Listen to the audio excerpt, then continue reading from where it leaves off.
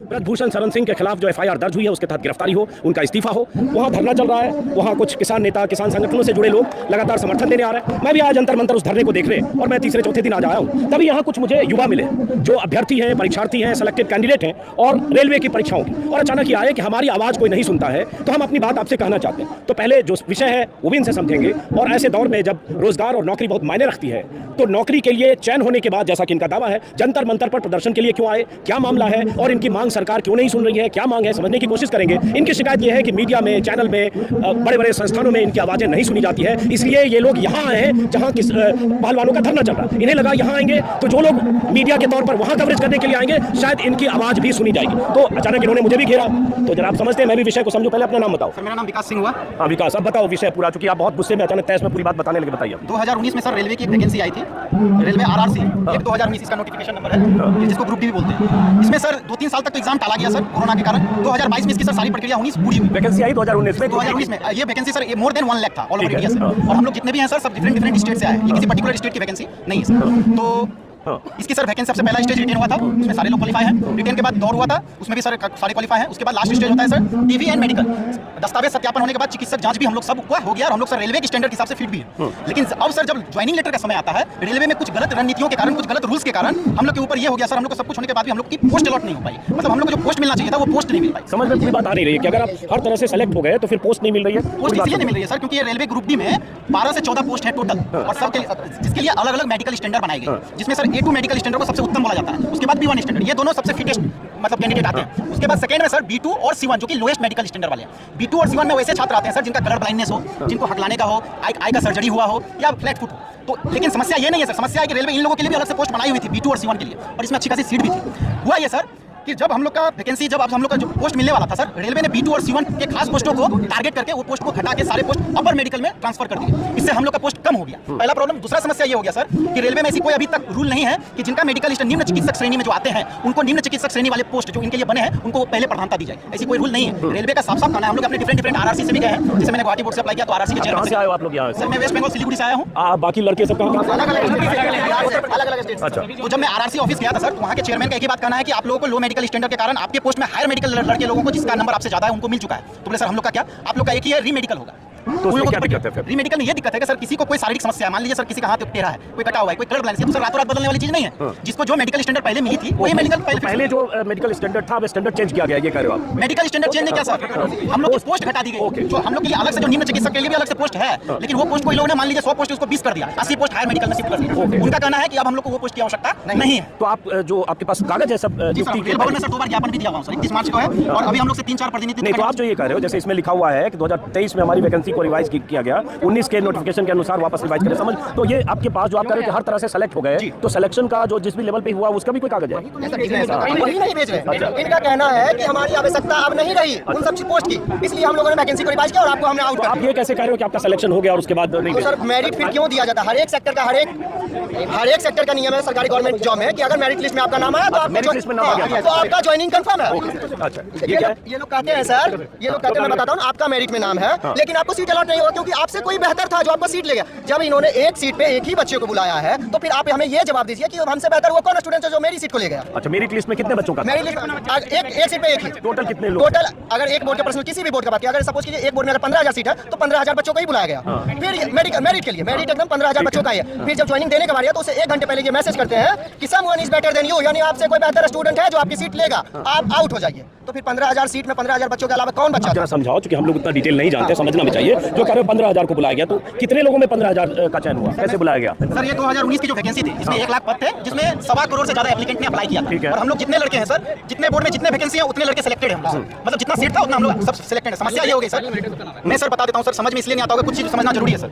अभी तक रेलवे में एक रूल है सर, जिसको हायर मेडिकल मिला है वो लोग लो मेडिकल में जा सकते हैं। उनको लो मेडिकल वाला पोस्ट में, क्योंकि लो मेडिकल सर मेन लाइन का ट्रैक वाला काम नहीं रहता है, तो इसलिए सबको वो जॉब चाहिए। लेकिन लो मेडिकल वाला हाई मेडिकल में नहीं जा सकता। इसके कारण जो अच्छे मेडिकल वाले छात्र थे, जिनका ऑप्शन चुन लिया कि हमको C1 मेडिकल का ही पोस्ट चाहिए, उन लोगों को रेलवे ने दे दिया। इससे क्या हो गया सर कि हम लोग तो चूंकि अपग्रेड नहीं कर सकते, वो लोग लोअर ग्रेड में आ सकते हैं। इसके कारण उन लोगों का सीट तो खाली रह गया सर। A2 और B1 का सीट अभी भी खाली है सर। अब हम लोग का सीट भर गया। अब हम लोग को अगर B1 या A2 आएगा, जो कि सर होने वाला संभव है, जिसका जो शारीरिक समस्या है वो कभी बदल सकता है सर। तो ये आप लोग यहाँ कितने दिन से ऐसे प्रदर्शन कर रहे हो? कहाँ प्रदर्शन किया? रेल भवन भी जा चुके हैं 2 बार, वहाँ पे 2 बार एप्लीकेशन लिख के दिए हैं। उन्होंने आश्वासन दिया कि कोई कार्रवाई होगी। मेन मुद्दा यह है सर कि हम लोग बाहर इस कारण से हो गए क्योंकि रेलवे ने हमारी जो सीटें नोटिफिकेशन के वक्त जो सीटें थी वो ज्वाइनिंग देते समय उस सीटें को कम कर दी और उसको अपर मेडिकल में कन्वर्ट कर समझ गया इनकी बात। तो ऐसे इफेक्टेड लोग कितने ऐसे अभ्यर्थी हैं 5,000 ऑल ओवर इंडिया जो ऐसे इफेक्टेड है, जिनको जो भी चेंज हुआ मेडिकल वाला, उसकी वजह से वो नियुक्ति नहीं और मिली? इससे पहले सर, इससे आज हम लोग 2019 के अंदर जो विज्ञप्ति निकाली थी उसमें पोस्टें थी B2 C1 की, लेकिन 2023 में जब पैनल अलॉट करना था उस टाइम पोस्टें घटा दी। 4 साल के अंदर पोस्टें बढ़नी चाहिए सर, इन्होंने घटाई 21,000 पे। कोई वैकेंसी तो करवाई नहीं 4 साल में, तो इसीलिए इन्होंने पोस्ट की अनुपलब्धता के कारण आपको पोस्ट नहीं मिली ऐसा बोल के हमें बाहर कर दिया सर। आप मेरिट लिस्ट में हो लेकिन पोस्ट नहीं है आपके लिए। मेरी मांग यही है सर, मेरी मांग यही है कि अगर हमने 1:1 में कैंडिडेट को बुलाया है और 1:1 में हम लोग सब गए थे, अगर आपको सीट घटाने ही थे तो आप जब नोटिफिकेशन निकाले थे उसी वक्त घटा देता। जो जिसका भी कलर बैंड था, जो B2 C1 मेडिकल था, उस वैकेंसी के पीछे भागता ही नहीं। अगर हमने उस वैकेंसी में सीट देख करके उसको अप्लाई किया था और जब ज्वाइनिंग देने का बात आता है तो आप कहते हैं कि मेरे पास सीट अवेलेबल नहीं है, तो हमारे साथ एक प्रकार का रेलवे छल कर दिया सर, और इसका हमारे पास कोई जवाब नहीं है। यहाँ पर कुछ बंदे ऐसे भी हैं जिनका मेडिकल स्टैंडर्ड भी फिट है, जो A2 A3 की कैटेगरी में, B1 की कैटेगरी में भी आते हैं, और वो उनको भी सीट नहीं दे रहा है। इन लोगों ने तो सीट खत्म कर दी है, जो कि बहुत गलत हुआ है इन लोगों के साथ, जिनके कारण बोल रहे हैं कि हमको हमारे पास लोग मेडिकल स्टैंडर्ड का सीट नहीं है। लेकिन हम जैसे कुछ भी छात्र हैं जिनका मेडिकल स्टैंडर्ड भी हाई है, A2 है, A3 है, B1 के हाई में आता है, उन लोगों को भी सीट अलॉट नहीं किया गया। उन्होंने इसका आरक्षण जो है ना, आ गया इनको नोटिफिकेशन में आता है कि वर्टिकल आरक्षण दिया जाएगा। जो ओबीसी के बंदे हैं, SC ST के बंदे हैं, अगर ईआर कैटेगरी से सिलेक्ट होते हैं तो उनको ईआर कैटेगरी से सीट मिलेगी। लेकिन हुआ ये पैनल बनाते समय इन्होंने जो ओबीसी के बच्चे ईआर में गए थे उनको वापस कैटेगरी में डाल दिया गया। तो फिर हम लोग की सर जो नीचे वाले बच्चे थे मेरिट के पास, वो बाहर हो गए और की सीट खाली कर दी। और जो कि सर गलत है, जो नोटिफिकेशन में आया था वर्टिकल आरक्षण लागू करना है, उन्होंने हॉरिजॉन्टल आरक्षण लागू किया। तो इससे कितने इफेक्टेड है सर? A2 वाले सर हायर मेडिकल स्टैंडर्ड इसका A2 है, उसके 500 तक बच्चे हैं, 400-500 बच्चे जो हैं जो मेरिट में होते हुए मेडिकल स्टैंडर्ड हाई है, सब चीज पास है, फिर भी उनको बाहर कर दिया गया सर। आप बता रहे हो कुछ कोर्ट का अधिकार सर ये है कि सुप्रीम कोर्ट ने भी ये आदेश करा था जनरल की सीट पर मेरिट वाला ओबीसी कैंडिडेट को नियुक्त करे, मतलब कि जो बंदा यूआर से क्वालीफाई है वो यूआर से सीट लेगा, वो ओबीसी की सीट नहीं ले सकता, क्योंकि ओबीसी के अगर 27% अलग से रिजर्वेशन दिया गया है। सुप्रीम कोर्ट ने 2013 में भी फटकार लगाई थी। ओबीसी के बंदे हैं, A2 मेडिकल है, उन्होंने क्या करा, उन्होंने 1/1 में बुला के एग्जाम सेम है ना, हाँ सबका सेम है। उन्होंने वर्टिकल रिजर्वेशन लागू नहीं किया, हॉरिजॉन्टल लागू कर दिया। उन्होंने यूआर की सीट क्वालीफाई बंदों को यूआर से सीट नहीं दी, उन्होंने ओबीसी वाले बंदों को वापस ओबीसी में फेंक दिया है, जिससे कि आरक्षण का उल्लंघन हुआ है। ये बताओ, आप लोग जैसे जंतर मंतर पर आए हो, ऐसे आप रेल मंत्री या रेलवे बोर्ड उन सब जगह पर गए हो? ऑफिस में भी हम लोगों ने हम प्रधानमंत्री हम पीएमओ भी गए हैं, बाकायदा रिसीविंग लेके आए हैं, ओबीसी आयोग भी गए हैं, यहाँ की भी रिसीविंग लेके आए हैं, हम रेल भवन भी गए हैं, राष्ट्रपति भवन भी गए हैं, हमने हर जगह अपनी लगाए, ग्रीवेंस भी डाला है हमने ऑनलाइन, हमने RTI भी डाला है कि कम से कम जो डाटा है वेबसाइट पर अपलोड किया जाए, वो डाटा भी वेबसाइट पर अपलोड नहीं कर रहे हैं। चलिए, मैं समझने के लिए अचानक, हाँ बोल। सर मैं अपना एक्सपीरियंस बताता हूँ। जब 2019 में वैकेंसी आई थी, मैंने फॉर्म देख के भरा था कि दिल्ली जोन के अंदर 250 वैकेंसी, और मैं उस मतलब जो मेरा फिजिकल स्टैंडर्ड मेरा है कलर ब्लाइंडनेस का, मैंने देख लिया था। 4.5 साल बाद जब मैं सब कुछ क्वालीफाई कर जाता हूँ, जब बिल्कुल ज्वाइनिंग की बात आती है, पोस्ट अलॉटमेंट से 1 घंटे पहले जैसे कहते हैं चीट करना, एक नोटिफिकेशन डालते हैं कि जो आपकी जो 250 वैकेंसी थी वो दिल्ली जोन के अंदर घटा के 500 या 550 कर दी गई है। तो एक तरह से हमारे साथ ये चीट करा गया है कि उस वैकेंसी को पार्टिकुलर उसी वैकेंसी को कम कर दिया गया है। अगर हम उस समय वैकेंसी नहीं होती, हम नहीं भरते, और हमने सब कुछ क्वालीफाई करा। हमारी डिमांड ये है कि जो बंदा क्वालीफाइड है उसे पोस्ट देनी चाहिए, जिसका मेडिकल हुआ है उसे पोस्ट मिलनी चाहिए, यही हमारी मांग है, और कोई हमारी ज्यादा मांग है। चलिए, सर इसमें जो मेन मुद्दा है वो है कि स्टूडेंट को 1:1 की रेशो बनाया था, तो उनको जॉब अलॉटमेंट दिया जाए, क्योंकि हमें मेडिकल हॉस्पिटल से बोला गया था कि अगर आपको कोई भी मेडिकल स्टैंडर्ड दे रहे हैं, चाहे B2 है या C1, उसके अकॉर्डिंग आपको 100% पोस्ट अलॉटमेंट होगी। तो मेडिकल हॉस्पिटल के हिसाब से पोस्ट अलॉटमेंट होनी चाहिए, लेकिन दिक्कत हो रही है RRC ऑफिस की तरफ से। अच्छा, यहाँ कितने स्टूडेंट या कितने अभ्यर्थी या परीक्षार्थी या सिलेक्टेड या कितने लोग आए हुए हैं? कहाँ से आए हो?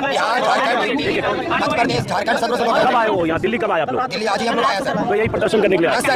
24 अप्रैल को आएंगे और 31 मार्च को रेल भवन में भी आए थे, ज्ञापन भी दिए, पर अभी तक कुछ नहीं हुआ सर सोल्यूशन। इन्हें सर 4-5 साल हमने अपने कीमती समय दिए थे सर, और उसमें लास्ट में जब ज्वाइनिंग आनी चाहिए तब वैकेंसी रिवाइज करके वो भी सर B2 और C1 मेडिकल स्टैंडर्ड की ही वैकेंसी को कम किया जा रहा है। बाकी अदर वैकेंसी जो है तो उनको कम नहीं किया जा रहा है। जिनके सर स्टूडेंट कम है उन्हीं की पोस्टों को कम किया जा रहा है, तो वो कैंडिडेट को किस प्रकार से वो पोस्ट मिल पाएंगी सर? अब ये बताओ, आप लोग कोर्ट नहीं गए हो? आप लोग इस मुद्दे को लेकर कोर्ट गए हैं कि नहीं, सुप्रीम कोर्ट? या सर रेलवे ने नोटिफिकेशन बनाते समय ही ऐसा मत लिख दिया ना सर, उनसे कोई जीत ही नहीं सकता। सिर्फ सर हम लोग का टाइम बर्बाद होगा, और सर वकील अपना कमाई करेंगे। जो फैक्ट बात है सर, मैं वही बोल रहा हूँ, क्योंकि पहले भी 300 लोग प्रदर्शन कर रहे हो यहाँ, तो दिल्ली में आपने देखा किसान 13 महीने बैठे रहे, तब सरकार झुकती है, 10 दिन से यहाँ बैठे हैं। तो ये तो ऐसे नहीं है कि 300 लोग प्रदर्शन, कोर्ट जाना पड़ेगा, कोर्ट का दरवाजा करना चाहिए। रेलवे नोटिफिकेशन मैं ये नहीं कर रहा प्रदर्शन क्यों कर रहे हो भाई, और भी रास्ते सारे देखने पड़ेंगे ना।